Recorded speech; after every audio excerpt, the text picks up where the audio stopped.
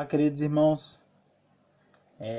Como os irmãos sabem, eu moro aqui na Tailândia e aqui nós temos uma diferença de 10 horas para o Brasil, né? 10 horas à frente do Brasil.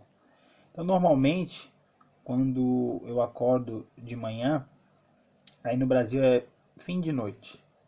Então, muitas coisas que aconteceram ao longo do dia, eu fico sabendo na manhã seguinte aqui na Tailândia.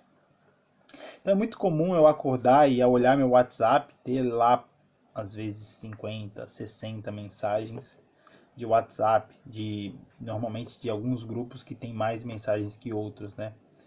Eu não faço parte assim de tantos grupos, mas sempre tem ali alguns grupos que são importantes que eu esteja dentro, inclusive da própria igreja. Então eu acabo recebendo essas mensagens. E ao olhar essas mensagens, meu dia está começando e já tem coisas para fazer, então eu não posso demorar muito, perder muito tempo. Eu vejo ali o que é mais importante. É muito comum, né, ter uma série de versículos que foram enviados por pessoas, não diretamente a mim, mas normalmente em grupos. Seja versículos escritos, seja uma imagem bonitinha com um versículo, seja um link de uma pregação, um áudio de uma devocional, enfim, eu recebo várias coisas e eu creio que você também recebe aí da sua casa. Isso é muito diferente. Eu lembro que há 10 anos, quando começava o ministério aí na igreja com os jovens, eu recebi muitos dos jovens que talvez estejam assistindo aqui lembram dele. Ele chegou aí na igreja, o pastor William Lino, Linão. Lembro que ele me mandou uma vez um SMS com um versículo bíblico. E o versículo bíblico tinha tantos caracteres que ele teve que mandar em 2 mensagens, 2 torpedos. E eu achei muito legal aquela ideia. E começando o trabalho com os jovens na igreja, eu lembro que no começo eu comecei a mandar toda semana vários versículos por SMS. Era uma coisa bem atípica naquela época. Eu lembro que eu acho que para alguns eu fui o primeiro a mandar. E era muito comum as pessoas chegarem em mim e falarem comigo: olha, aquela mensagem que você mandou, aquele torpedo que você mandou foi muito bom, falou comigo, realmente era a palavra que eu precisava ouvir e realmente me abençoou. E ao longo desses 10 anos, o mundo mudou muito, não? Hoje, como eu falei, o WhatsApp, um monte de mensagens. Você entra no Facebook, política, futebol, que agora está parado, pandemia, discussão, aí tem muitos versículos, muitos textos, muitos devocionais, muitas pregações, às vezes umas fotos meio esquisitas com versículo bíblico. Isso é meio comum da gente ter acesso, da gente encontrar. E irmãos, eu quero ler o texto hoje de vocês pensando um pouco sobre isso. O Evangelho de João, no capítulo 4, no versículo 9 e 10. Diz o seguinte: a mulher samaritana lhe perguntou: como o Senhor, sendo judeu, pede a mim, uma samaritana, água para beber? Pois os judeus não se dão bem com os samaritanos. Jesus lhe respondeu: se você conhecesse o dom de Deus e quem lhe está pedindo água, você lhe teria pedido e ele lhe teria dado água viva.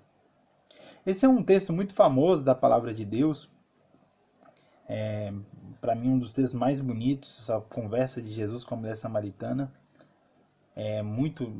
Dá muita coisa que a gente tem para aprender aqui, mas hoje eu queria só pegar um detalhe desse texto, né? Porque nós sabemos que Jesus ele passa por Samaria, né, para encontrar essa mulher, e essa mulher vai buscar água ao meio-dia, porque é o horário que ninguém mais vai, porque ela tinha uma vida fora dos padrões, né, tinha casado várias vezes e provavelmente era meio rejeitada pelas outras pessoas. E nessa conversa entre Jesus e a mulher, Jesus lhe pede água. Ela está ali enchendo o seu cântaro com água e Jesus lhe pede água. E isso causa estranhamento da parte da mulher, como se você, um judeu, vai pedir água para mim que sou samaritana, mulher samaritana, enfim. E aí Jesus dá essa resposta, que é a resposta que muda completamente a conversa a partir dali. Jesus lhe disse: se você conhecesse o dom de Deus e quem lhe está pedindo água, você lhe teria pedido e ele lhe teria dado água viva.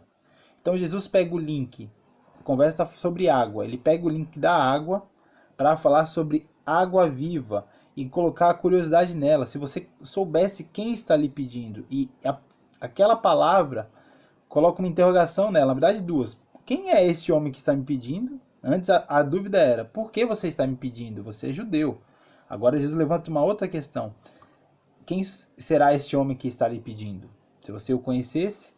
E outra, o que é isso de água viva? E eu não vou ler o restante do texto, mas é bem famoso, todos sabem que a partir dali, Jesus começa a narrar sobre a questão da água viva e aquela discussão sobre adoração, lugar de adoração, e aí Jesus, enfim, confronta aquela mulher, mostra que ele é o Messias, e aquela mulher sai extasiada daquela conversa, saindo para todo mundo, falando para todo mundo que tinha encontrado o profeta, o Messias. Jesus estava contando tudo sobre a vida dela. Irmãos, percebam, como eu falei, esse é um texto que a gente pode aprender muito com Jesus, mas esse detalhezinho, Jesus ele é muito certeiro na estratégia para alcançar o coração daquela mulher. Ele é muito específico, ele é muito pontual. Ele usa uma frase, uma palavra que faz com que a cabeça daquela mulher mude, que ela vire a chavinha e comece a pensar sobre espiritualidade em meio a uma conversa sobre sede. Por que eu estou falando isso, irmãos? Porque, como eu compartilhei antes, hoje é muito comum o acesso à palavra de Deus, especialmente num país como o Brasil. Aqui na Tailândia eu participo ainda no meu tailandês, desenvolvendo meu tailandês, eu participo de alguns grupos tailandeses que também tem, lógico que muito menos que o Brasil, alguns irmãos cristãos tailandeses que mandam os versículos também logo pela manhã. Mas no Brasil muito mais. País livre, um país historicamente cristão, católico, e agora com o número de evangélicos muito maior. Então nós temos como nação muito acesso à palavra de Deus. Mas o que eu tenho percebido é que esse envio exagerado, ou essa quantidade exagerada de versículos, textos, meditações, reflexões, devocionais, canais, enfim, inclusive este, né, mais uma opção, e vale a autorreflexão também, faz com que muitas pessoas elas comecem a ouvir de vários lados e muitas coisas ao mesmo tempo, elas não conseguem reter o que é bom. E o problema, lógico, não está na palavra de Deus. O problema está com o ser humano. E o ser humano é assim, quando ele tem muito, ele às vezes tem dificuldade. Lembro-me que uma vez eu trabalhei ajudando alguns motoboys que no escritório durante o dia, esses motoboys entregavam pizza à noite, eles falavam que eles podiam comer pizza de graça no lugar onde eles trabalhavam. E eu, como amo pizza, eu era pré-adolescente naquela época, eu falei, então você deve comer pizza toda hora, deve ser muito bom, porque é muito legal. Ele falou, não, como nada, é bom, mas tem uma hora que enjoa, é muito. E é um pouco disso, né? O problema não está na palavra de Deus, mas a maneira como a gente recebe. Então, irmãos, eu creio que a gente pode aprender aqui isso com Jesus. Sabedoria em usar a palavra de Deus. Eu não estou falando aqui que é errado você enviar, compartilhar, nada disso. Mas refletir talvez de ser mais estrategista na maneira de usar. E não simplesmente copiar e encaminhar, copiar e mandar, enviar. Simplesmente pensar. Para quem que eu estou mandando? Por que eu estou mandando? Qual o objetivo que eu estou mandando? Vai fazer com que provavelmente, talvez, uma mensagem muito mais refletida, pensada, pode ser muito mais efetiva para uma pessoa do que você mandar 10 mensagens para 100 pessoas. Pode ser muito mais útil. E talvez da sua parte o contrário também, quando você recebe, né? De repente muitos grupos, muitas fontes e por mais que tenha um ar de, olha, como pode parecer meio espiritual assim, como faço parte de grupos cristãos que falam da palavra de Deus o tempo todo, mas talvez você não esteja realmente sugando tudo aquilo que você está recebendo, porque é muita coisa. E você, afinal, você tem a sua vida, você tem seu marido, sua esposa, seus filhos, seu trabalho, seus estudos, e a vida segue. Então essa é a reflexão. E antes que alguém fique assustado com o título, creio que essa a ideia. O que é o sniper? Sniper, numa guerra ou num conflito, ou isso acontece muito em filmes, ou até no Brasil a gente vê, quando alguém é sequestrado, o sniper é aquele homem que, ele não é o homem que na guerra sai atirando em todo mundo, que está com uma metralhadora. Geralmente ele tem uma arma de longo alcance, com poucos tiros, e com uma mira muito boa, e ele fica ali naquela mira, às vezes, um tempo grande, esperando a melhor oportunidade para poder atirar e acertar o alvo. Às vezes fica ali 10, 15, 20 minutos esperando o momento exato para não errar o tiro e dar um tiro só. Então a ideia é, às vezes a gente pode ser um pouco mais sniper. Pensar, ok, olha o que eu tenho aqui na minha mão, a palavra de Deus, ela é excelente, ela muda vidas. Como é que eu posso usar ela da melhor forma possível? Para quem que eu posso falar esse texto que eu li hoje, que olha, falou o meu coração, esse texto falou sobre ansiedade, e eu sei que eu tenho uma pessoa da minha família, uma pessoa da minha igreja, um vizinho, um amigo, que ele está muito ansioso, então eu vou mandar esse versículo para ele.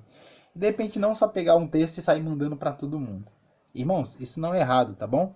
Mas só um incentivo, um reflexo, uma reflexão sobre como de repente a gente pode ser um pouco mais estrategista e talvez alcançar muito mais fundo os corações, pensando um pouco mais assim, para quem que eu vou mandar, o que eu vou mandar, por que eu vou mandar, para que a palavra de Deus ela possa alcançar e penetrar o fundo do coração de mais pessoas. Que Deus nos abençoe.